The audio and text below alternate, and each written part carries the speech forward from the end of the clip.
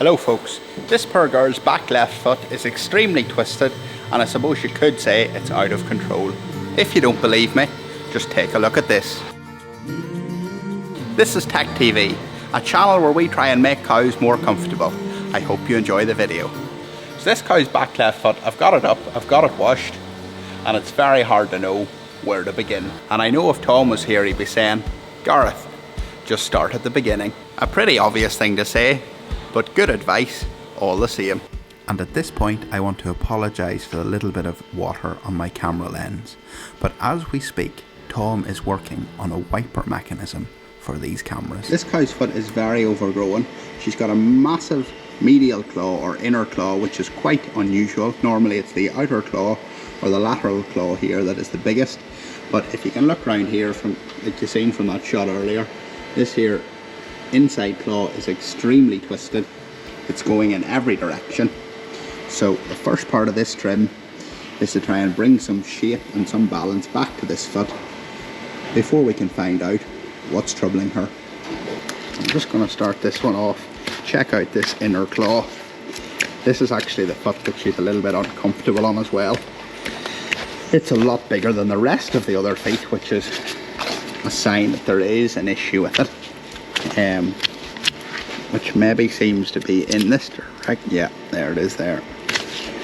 So she has got some of her corium showing itself to us there in the form of a sole ulcer. So this here, we're going to have to make this a little bit smaller, shape it up. We don't normally trim the white line area, but if we didn't with this cow, this would still be very out of shape and uncomfortable. So you have to deal with each situation as it arises. Every cow's foot is different. So let's get a bit of shape on this first.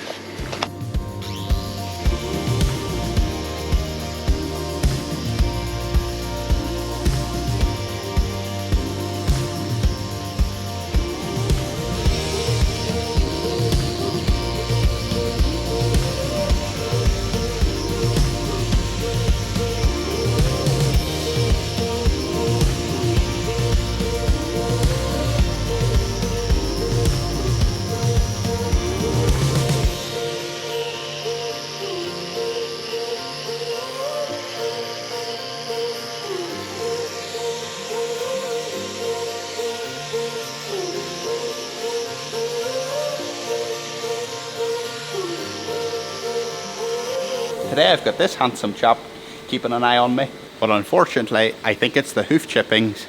He's more interested in spending time with me. Anyway, I'll try and not take that personally. Let's get on with the trim. Thankfully this here now is starting to look like a hoof. A wee bit more shape to it. This here, I don't know whether you noticed while I was grinding that, a little bit of dirty gunk came out of this here, but it doesn't seem to be an issue. It's a little bit bruised there, but we will investigate that a little bit further before we add any more weight to it in the form of a block. But I really do hope that it will be able to withstand a little bit of extra pressure just to allow this area here to rest, which was causing this cow her discomfort. So I want to be able to see if this here can take a block or not, and it seems to be nice and sound. I'm going to maybe try and keep my glue away from this area and keep it up here, because I don't want to make this here any worse. Probably end up putting on a wooden block which is going to wear away, and we'll recheck her in a number of weeks just to see how she's doing, because I don't want this to be loaded with too much weight for too long.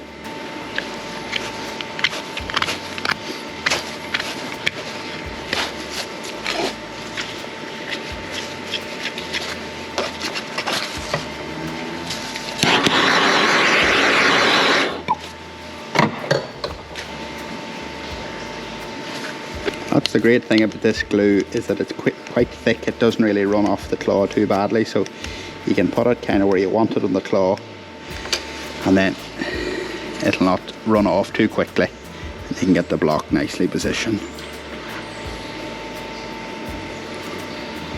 So we're sort of trying to rest the glue from being right in and around this area below the block.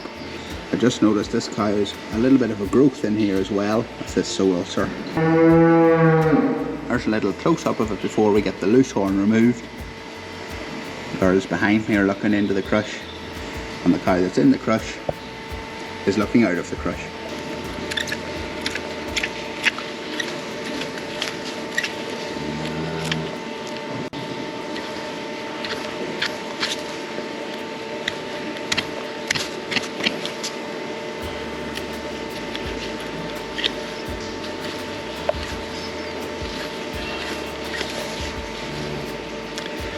And while I'm trimming today, Tom is actually away to a chemist / pharmacist to see can he get a better anti-aging cream, because in one of our last videos last week I asked Joel to guess what age Tom was, and some of the guesses was probably a little bit higher than Tom had hoped they were going to be.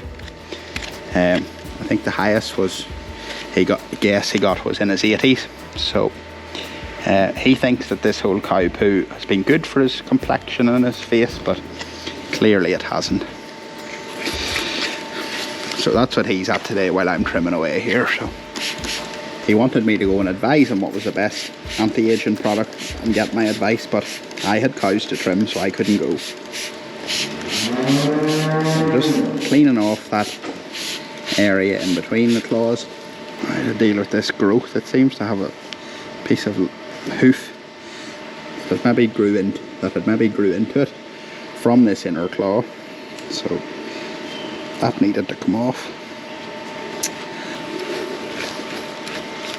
Before I apply the bandage, I'm just going to wipe out this here interdigital growth with a little bandage, so the wrap that I'm going to put on is going to do a better job.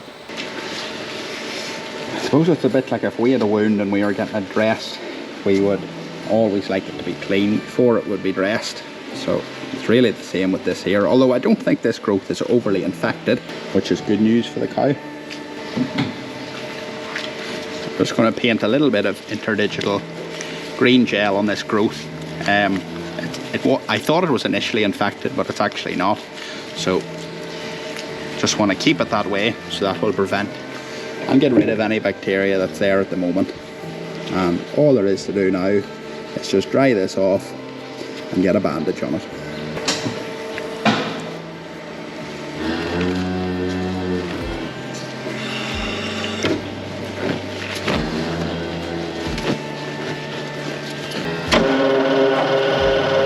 I know this was a little blurry when I showed you this angle before the trim, but this balancing transformation trim will be so comforting to this cow. She also had a little bit of digi on the other foot that we had to bandage. Let's get this patient little cow out of the crush and see her trotting into the sunset.